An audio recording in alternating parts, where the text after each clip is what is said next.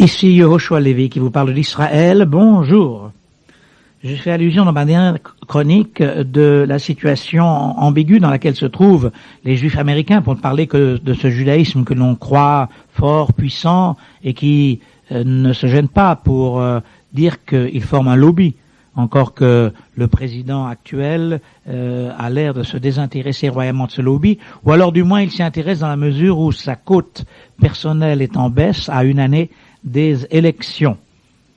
Alors tout d'un coup, il se souvient qu'il existe des Juifs, une communauté juive, et il leur parle, en essayant d'ailleurs de les détacher autant que faire se peut de leur soutien inconditionnel envers Israël. C'est pas la première fois que les Juifs américains sont ainsi tiraillés entre ce qu'ils voudraient faire en tant que Juifs et ce qu'ils peuvent faire en tant qu'Américains. Lors de la Seconde Guerre mondiale, les Juifs américains, leurs dirigeants en tout cas, n'ont pas fait grand-chose pour amener le gouvernement américain à accueillir davantage de réfugiés juifs, à prendre les mesures indispensables pour sauver une partie du judaïsme européen et entre autres à bombarder les lignes ferroviaires menant au camp d'extermination. Ils n'ont pas alors osé entrer en conflit direct avec le président Roosevelt et ils ont choisi de lui faire confiance. Nous savons aujourd'hui, et les Juifs américains le savent mieux que nous, à quel point cette confiance était mal placée, même d'ailleurs sur le plan international. Les Américains goy ont eu tort de leur faire confiance, puisque si Staline a réussi à dominer l'Europe et le monde pendant tant d'années, pendant tant de décades, c'est à cause de Yalta et de la faiblesse pour maladie, ou bien pour maladie psychologique, de Roosevelt. Et voilà, ils en sont encore traumatisés, c'est peut-être pourquoi d'ailleurs ils ont tellement aidé après la guerre, grâce au Joint, ce judaïsme européen en l'inondant de dollars. Et qu'ils ont aidé aussi le judaïsme israélien à consolider l'État d'Israël. Mais cela ne les empêche pas de continuer à rester des funambules eux aussi, plutôt que de prendre la décision de descendre de la corde raide et de marcher normalement sur le sol d'Israël. Il est vrai que j'en connais quelques-uns, même ici, près de la bande de Gaza, qui sont venus des États-Unis pour s'installer ici. Kolakavod, vraiment, chapeau devant ces gens extraordinaires. Mais ils représentent une infime minorité, bien entendu, du judaïsme américain, prompt par ailleurs à donner des leçons à Israël. Et ils devront encore faire bien des efforts désespérés pour rester en équilibre. Et ce qui est vrai des Juifs américains est aussi bien sûr des Juifs de toutes les autres diasporas. Il y a aujourd'hui des Juifs en Union soviétique qui ont décidé de renoncer à leur alia sous prétexte qu'il existe maintenant de réelles possibilités de changement du régime. Ils veulent en être, prendre leur part dans la construction d'une société nouvelle au cœur de la vieille Russie. Malgré toutes les qualités intellectuelles qu'on leur reconnaît volontiers, les Juifs semblent malheureusement ne rien apprendre de l'histoire. Mais peut-être ne veulent-ils pas, au fond, apprendre, fascinés qu'ils sont par le funambulisme et méprisants qu'ils demeurent pour la marche normale. Peut-être se complaisent-ils vraiment dans ces exercices dangereux, dans cette course permanente au-dessus du gouffre. Assumant cette situation précaire, ils en font une vocation. Les psychiatres reconnaissent bien ces cas de malades qui ne veulent pas être guéris et qu'il faut parfois guérir presque malgré eux. En France, à propos des travailleurs immigrés et de leur possibilité de naturalisation, M. Valéry Giscard d'Estaing vient de prononcer le mot « invasion ». Il ne s'agit pas de M. Le Pen, que vous faites semblant de craindre, alors qu'il vaudrait mieux craindre les 35% que, paraît-il, il représente aujourd'hui sur le plan électoral. Eh bien non, c'est Valéry Giscard d'Estaing qui vient de prononcer ce mot invasion. Il a proposé que l'on tienne désormais compte du sang français. Ce qu'évidemment Le Pen a repris et amplifié hier ou avant-hier lors d'une déclaration du Front National. Et parce que Le Pen ne peut pas se sentir débordé sur sa droite quand même. Il est incontestable qu'une certaine forme de racisme ouvert fait maintenant son apparition partout et en France. Et l'antisémitisme n'est jamais loin derrière le racisme. Mais il se trouvera toujours et encore des Juifs pour dire que rien n'est changé, que si cela venait peut-être à changer, il faudrait justement rester sur place pour combattre ce fléau, que si on changeait de gouvernement, parce que quand même Mitterrand aurait trahi, eh bien ça irait mieux. Ils oublient déjà que s'ils ont voté Mitterrand, c'est justement parce qu'ils avaient l'impression, et plus qu'une impression, que la droite les avait trahis aussi. Tout comme d'ailleurs les membres du mouvement Chabad new-yorkais, qui prétendent que partir en Israël, ce serait céder le terrain aux extrémistes noirs de Brooklyn. Ils ont vu ce que cela leur a coûté. Ils sont aussi d'admirables funambules. Mais gare à la chute. Gare à la chute. Et puis si vraiment vous aimez être funambule, je vous assure que même en Israël, tout n'est pas rose et on peut aussi se poser des questions et on a aussi la possibilité quelquefois de faire des exercices de funambulisme. Mais la terre est quand même beaucoup moins haute. On tombe de moins haut quand on tombe d'Israël. Alors essayez, soyez sportifs, venez nous voir et vous établir avec nous, chez vous. Shalom. C'est Yoshua Levi qui vous parlait d'Israël. Au revoir.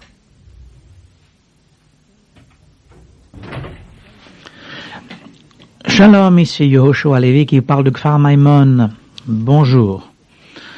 Ne me taxez pas de pessimisme, ne dites pas que j'exagère, que ni en France la situation est si noire, et en Amérique encore beaucoup moins. Je n'en suis pas sûr du tout. Ce n'est pas pour rien que le Premier ministre Yitzhak Shamir est parti 10 jours, plus de 10 jours en Amérique, à un moment crucial quand même, où sa présence aurait été très importante ici. Le Premier ministre Yitzhak Shamir s'est envolé, il est vrai, sans grand enthousiasme pour son voyage. Il y est bel et bien reçu avec chaleur, du fait notamment que le public américain garde sa sympathie à Israël et sa participation à la conférence personnelle, à la conférence de Madrid, lui a certainement fait gagner quelques points auprès de l'opinion. Mais cette amélioration substantielle de l'image générale d'Israël n'est en général pas durable, vous en savez quelque chose, et ne semble guère en tout cas avoir gagné le département d'État, le gouvernement américain. Et on ne ressent guère de changement dans la politique qui s'y dessine. Le président Bush a bien invité une douzaine de leaders du judaïsme américain à la veille même du voyage de M. Shamir, sans doute pour mettre un peu d'huile dans les rouages. On laisse entendre à Washington que cette invitation était tout à fait normale et n'était pas sans rapport avec le puissant échec subi en Pennsylvanie par le poulain de George Bush, l'ancien avocat général, qui a dû s'incliner devant le démocrate. On pense d'ailleurs que la chute dramatique de la population du président dans les sondages d'opinion n'est pas étrangère non plus à l'invitation en question. Pour George Bush, la course à la présidence de novembre prochain ne semble donc plus devoir constituer une partie de plaisir, comme il l'avait pensé après la guerre du Golfe, et n'est pas étonnant qu'on commence à battre le rappel du vote juif. Il faut toutefois reconnaître que les premiers contacts en vue de cette rencontre avec les responsables juifs avaient eu lieu dans des circonstances pas tellement favorables.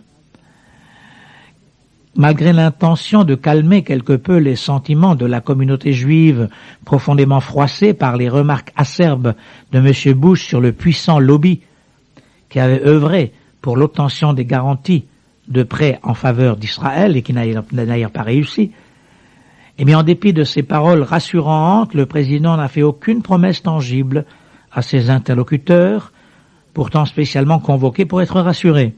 Au contraire, les dirigeants juifs ont quitté cette réunion avec l'impression très nette que les garanties sur les dollars de prêts demandés par Israël pour l'intégration des Olim sont encore loin, très loin, de pouvoir être accordées par l'administration américaine. Les dirigeants juifs n'ont d'autre part aucune raison de se réjouir de la chute de la popularité du président Bush. L'insatisfaction du public américain concerne essentiellement la politique intérieure. Il ne s'agit d'ailleurs pas seulement de l'incapacité du gouvernement actuel à vaincre la récession. En fait, beaucoup de citoyens sont bien plus inquiets des dangers engendrés par la drogue, le crime et les tensions ethniques qui ressurgissent que par les problèmes économiques qui sont réels. Et cette vague de fond réactive et menace l'établissement en général et pas seulement le parti au pouvoir. Ainsi, en Louisiane, on a vu se produire un phénomène qui était heureusement absent jusqu'à présent de la vie politique américaine de l'après-guerre, la montée d'un homme politique ouvertement raciste, antisémite et néo-nazi, David Duke, ancien grand dragon du Ku Klux Klan, qui a remporté les élections primaires, ou qui a failli remporter les élections primaires républicaines pour le poste de gouverneur de l'État. Même après sa défaite, ces quelques mots prononcés par un dirigeant juif local restent chargés de sens pour l'avenir. Je cite, « Les Juifs ne vont plus dormir tranquilles ». La montée de l'antisémitisme n'est d'ailleurs pas limitée à la seule Louisiane. On voit percer un peu partout à travers les États-Unis des slogans anti-juifs et anti-israéliens. Certains hommes politiques de couleur, ignorant malheureusement le sort que le racisme réserve à toutes les minorités sans exception et voulant ignorer aussi ce qu'ils doivent à la population d'Israël, du moins la population juive des États-Unis dans leur lutte pour l'émancipation et l'égalité, eh bien ces Noirs se sont également servis de l'antisémitisme dans leur course au pouvoir. C'est toutefois peu de choses par rapport à ce qui se passe en Europe. Ainsi voit-on en France les campagnes électorales retentir de slogans xénophobes. En Allemagne, des néo-nazis attaquent les étrangers et voient augmenter leurs scores électoraux. Et voilà quelques jours, aux élections autrichiennes, le parti néo-nazi a triplé ses effectifs, prenant la seconde place aussitôt après les sociaux-démocrates. Il faut que les Juifs tirent les conclusions de toutes ces manifestations. Leur situation dans la diaspora a tendance à évoluer et à se transformer indubitablement. La trêve raisonnable qui a suivi la Shoah est maintenant révolue. L'antisémitisme et l'esprit de clocher et de terroir reprennent leur place traditionnelle. Il ne fait aucun doute que les attaques contre Israël, qui avaient masqué ces dernières décades l'antisémitisme sous-jacent et qui fut très à la mode, et même dans les milieux politiques et journalistiques, est maintenant encouragé par tous ceux qui étaient de vrais antisémites. Il ne fait que souffler sur le feu de l'antisémitisme. Or, pour une part grandissante du public, Israël et les Juifs sont dans la même casserole maintenant. Les nombreux facteurs internes qui ont mené à ces résultats risquent de finir par avoir leurs conséquences jusqu'en Israël. Pressés par les problèmes économiques, les États-Unis risquent de mettre un frein à leur aide économique à l'étranger, même sans que ce soit un chantage. Israël ne peut pas compter indéfiniment sur une aide inconditionnelle du gouvernement américain ou d'autres gouvernements étrangers. Et effectivement, la partie du voyage d'Yitzhak Shamir consacrée au contact avec des investisseurs éventuels risque d'être bien plus importante que ces conversations ce vendredi, c'est-à-dire demain, au moment où j'enregistre, avec les officiels de Washington. Et justement, pendant que Shamir est à Washington, Lévy, qui en principe s'est réconcilié avec lui et qui, en son absence, est Premier ministre par intérim, Lévy vient de faire justement une déclaration concernant l'antisémitisme qui sévit à nouveau en Europe et qui risque bel et bien de s'enraciner dans la société occidentale d'aujourd'hui et de devenir un danger permanent. Répondant à une question à l'ordre du jour, devant la Commission des Affaires étrangères de la Knesset, David Lévy a déclaré la crédibilité du continent politique que constitue l'Europe, son pouvoir et son intégrité morale sont en jeu. La force grandissante des partis néo-nazis en Autriche, ainsi que dans d'autres pays d'Europe, éveille la colère et l'inquiétude. M. Lévy faisait référence au succès inattendu du Parti de la liberté de l'extrême droite autrichienne. Il a ajouté qu'en dépit du fait que la France et l'Allemagne avaient voté des lois qualifiant le révisionnisme de délit passible de poursuites judiciaires, d'autres mesures administratives et éducatives, surtout, devraient être envisagées d'urgence. Les nations d'Europe doivent se demander si toutes les mesures démocratiques indispensables ont été effectivement prises, depuis l'éducation des jeunes générations jusqu'à la législation, afin de réprimer, de supprimer, d'éradiquer avec efficacité le phénomène fasciste et néo-nazi. Les lois n'empêchent pas les pogromistes d'attaquer les étrangers et de menacer les communautés juives. Mais Israël ne gardera pas le silence tant que le nuage noir de l'antisémitisme ne sera pas dissipé. C'était une déclaration officielle de M. David Levy, qui remplace le Premier ministre provisoirement, devant la Knesset. Shalom. Cela, c'était Yoshua Levy qui vous parlait de Kfar Maimon. À bientôt.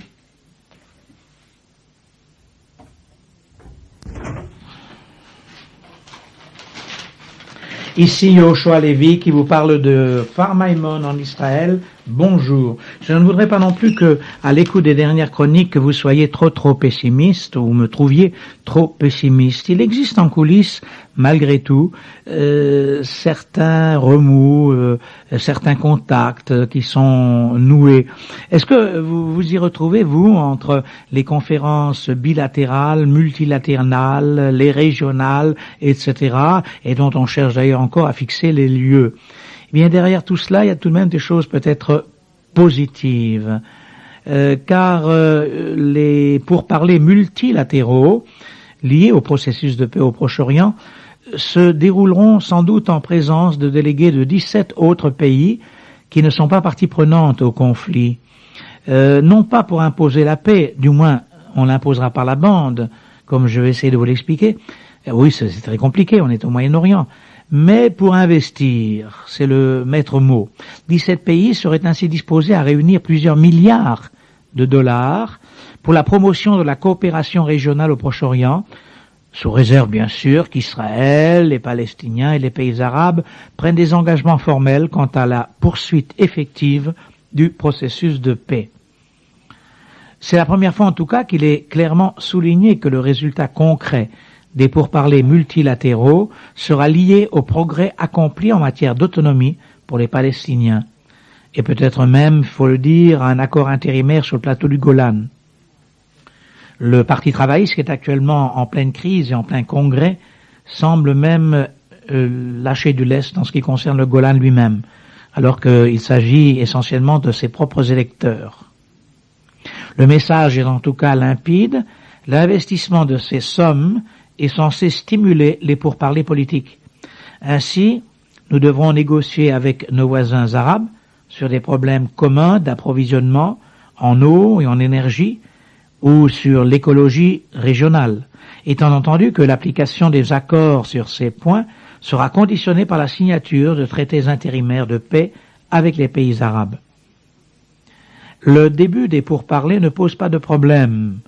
Je pense que la plupart des pays arabes, dits modérés, est disposé à évoquer de nombreuses possibilités de coopération et à les mettre en application au moment où la paix aura progressé.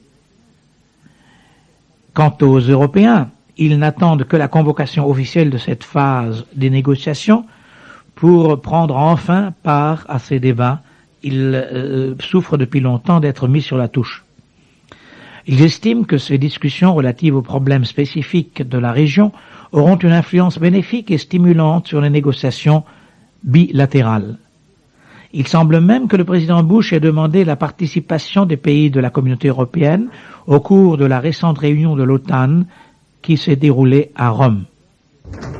Je crois même savoir que Israël serait favorable à la participation de plusieurs pays étrangers à ces négociations multilatérales. La contribution de ces autres États permettrait en effet d'augmenter les moyens de financement qui sont tout à fait nécessaires, qui seraient gigantesques pour que les parties puissent enfin coopérer sur des réalités tangibles.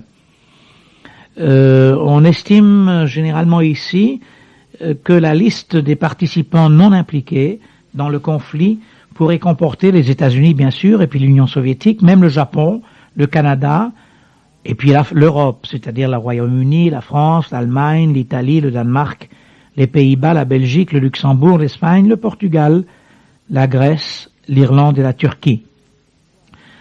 Ces pays, soit ils font partie du groupe des 7 nations les plus industrialisées, qu'on appelle le G7, soit ils sont membres de la CE. Seules exceptions, l'Union soviétique, mais elle a coparrainé la conférence de Madrid, et c'est d'ailleurs elle qui a invité cette réunion à se tenir à Moscou. Et puis la Turquie, parce que la Turquie a des ressources hydrauliques, des ressources en eau extraordinaires, et elle joue sur ce point un rôle important et névralgique au Proche-Orient. Il était même question l'année dernière, quand il y avait une telle crise d'eau en Israël, de faire venir l'eau par des péniches depuis la Turquie. Et j'ai entendu encore aujourd'hui à la radio israélienne un spécialiste dire qu'il ne serait pas impossible de faire construire des pipelines, comme on le fait du pétrole, pour faire venir de l'eau de Turquie, entre autres. La Syrie, évidemment, resterait quant à elle sur ses positions et refuserait de participer aux négociations multilatérales tant que des progrès tangibles n'auraient pas été accomplis au niveau bilatéral. Mais enfin, bon, que la Syrie ne vienne pas, c'est pas tellement grave. Il y a que les Américains pour penser le contraire. Il est plus que probable que le gouvernement libanais s'alignera évidemment sur les positions syriennes. Par contre, les pays arabes seraient disposés à participer, les autres pays, à participer aux pourparlers multilatéraux. L'Égypte, malgré ce que je vous ai dit hier, mais parce que c'est son intérêt à elle aussi, non pas par amitié pour Israël, la Jordanie qui est au moins aussi démunie qu'Israël, c'est le moins qu'on puisse dire, en eau, en ressources énergétiques et d'autres moyens. L'Arabie Saoudite qui de toute façon est en train de banquer, c'est le cas de le dire, en ce qui concerne les États arabes, mais qui devrait se restructurer économiquement.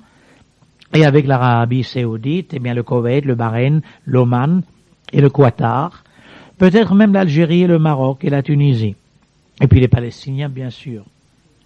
On apprend que l'Égypte même proposerait un projet prioritaire de la conférence multinationale sur le plan du dessalement de l'eau. Il sera suivi par des débats sur l'écologie régionale, sur les transports internationaux au Proche-Orient, la construction de voies ferrées. Vous savez, en Israël même, on s'y attelle enfin. Le petit train-train poussif de Haïfa à Tel Aviv et Tel Aviv à Jérusalem va enfin être raccordé à des lignes normales. Et puis la Hollande va fournir de nouveaux convois, de nouvelles motrices.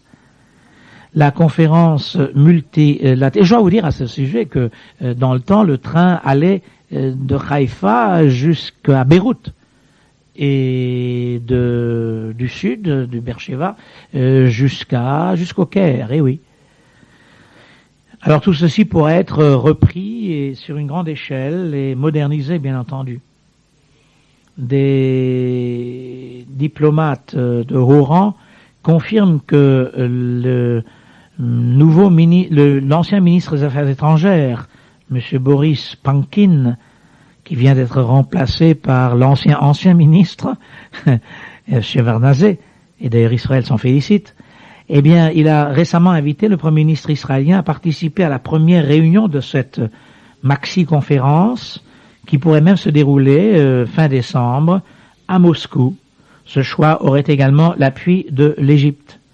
Cette proposition des Soviétiques a surpris les Américains eux-mêmes, qui auraient souhaité, ainsi que les Palestiniens, que les pourparlers bilatéraux se tiennent dans la capitale américaine.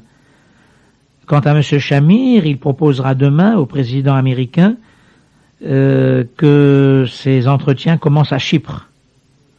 Bon, on verra bien. Je ne pense pas que Israël tienne absolument à ce que ces entretiens n'aient pas lieu à Washington, mais ils pourront donc faire une concession à cet égard si ces entretiens sont effectivement suivis par les entretiens bilatéraux avec la Syrie ou sans la Syrie, et surtout par cette espèce de conférence régionale, multi-régionale, dont je viens d'esquisser quelques contours et qui pourrait, puisque c'est l'intérêt de tout le monde, réussir, elle. Ah ben nous verrons, je vous le dirai, et je suivrai ces événements avec beaucoup d'attention pour vous en communiquer les impressions. Shalom, c'était Yoshua Levi qui vous parlait de Kfar Maimon en Israël.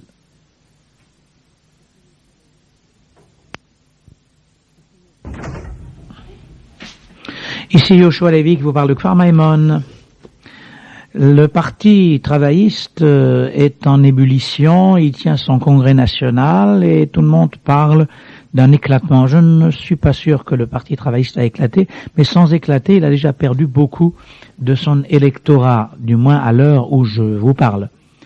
Il semble en effet que la conférence de Madrid ait occasionné une sérieuse augmentation des intentions de vote en faveur du Likoud et des partis qui soutiennent la coalition actuelle, et une chute de soutien populaire du Parti travailliste. D'ailleurs, je ne sais pas s'il y avait tellement de soutien populaire du Parti travailliste. Ça, c'est un cliché.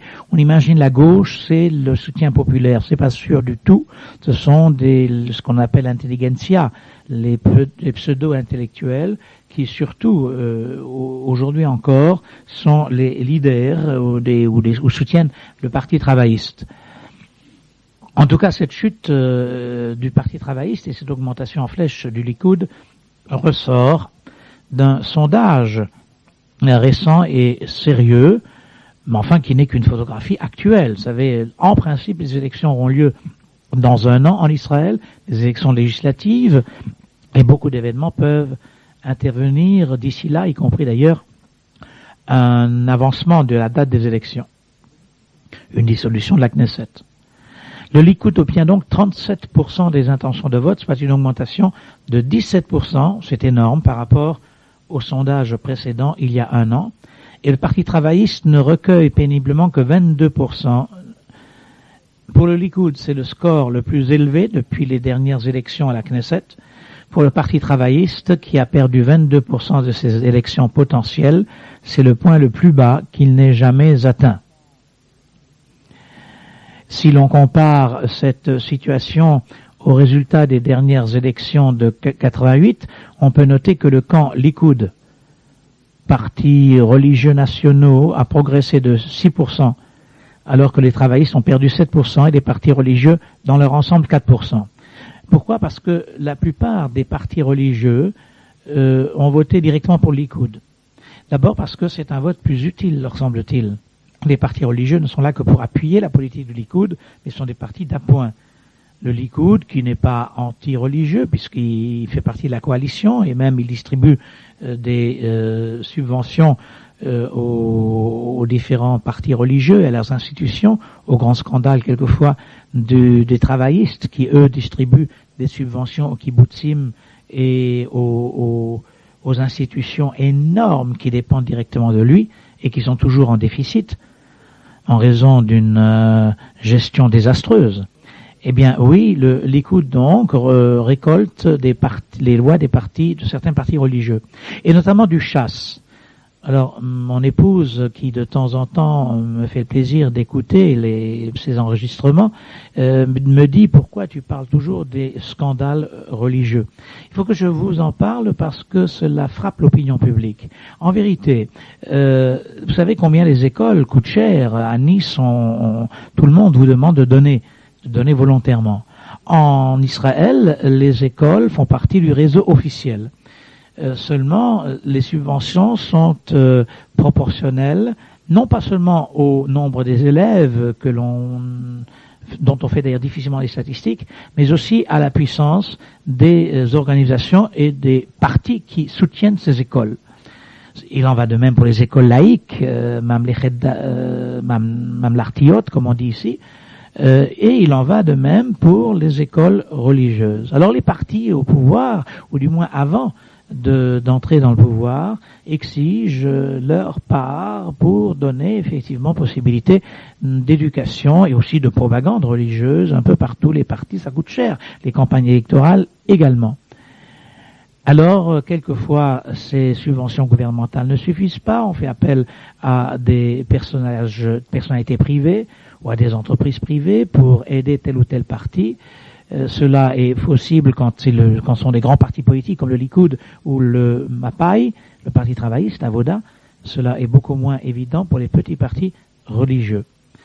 Alors, quelquefois, on augmente les frais, les factures, et on reçoit ainsi des subventions sur je ne dis pas des fausses factures, vous avez connu ça en France au point de vue politique, mais le scandale, en fait, entre nous soit dit, n'existerait que s'il était prouvé que les personnes qui se prêtent à ce jeu politique et économique mettent de l'argent dans leur poche privée. Ça, ce serait scandaleux doublement. D'abord vis-à-vis du parti et vis-à-vis de l'ensemble de la collectivité israélienne déjà tellement imposée. Ça, c'est un problème. Mais que les partis, chacun essaye de trouver, en faisant payer par telle ou telle organisation, les personnes, les permanents, etc.